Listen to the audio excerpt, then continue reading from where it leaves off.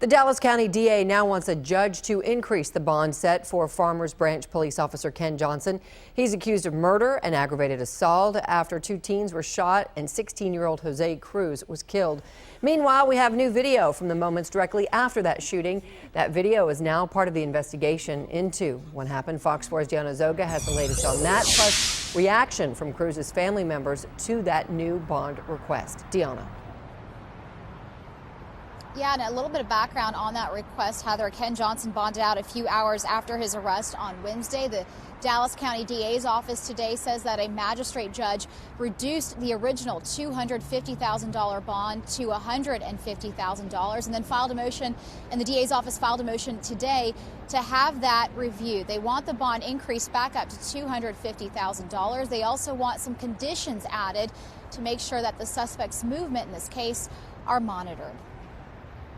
What he always wanted our family to be together. Inside the home Jose Cruz shared with his family is an altar where those who loved the 16-year-old offer prayers in his honor. There's no words to explain the pain we have.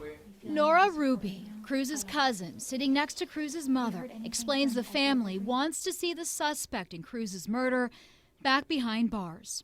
Why he killed my cousin, why he didn't call for help. Homie got shot.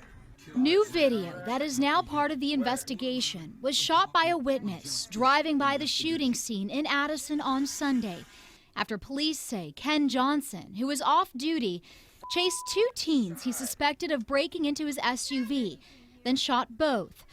The video shows the scene after police arrived, but before an ambulance did. You can see Officer Johnson in the red shorts walking away. Later, there's an injured teen rocking back and forth in the grass nearby. The 16-year-old who survived was shot in the hands and head. Edgar Rodriguez is out of the hospital and back home. Friday evening, he showed us his injuries, but said his attorney told him not to comment about the case to Fox 4. We do know Addison police are casting a wide net in gathering evidence in this case. In court documents Fox 4 was able to obtain, we see police are requesting search warrants for all of Cruz and Johnson's vehicles, OnStar information, and Facebook communications by Cruz, Rodriguez, and at least one potential witness.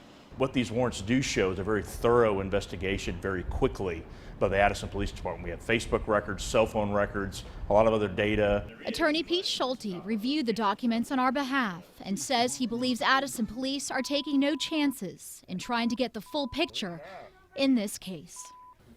The way he killed my cousin, that doesn't justify nothing.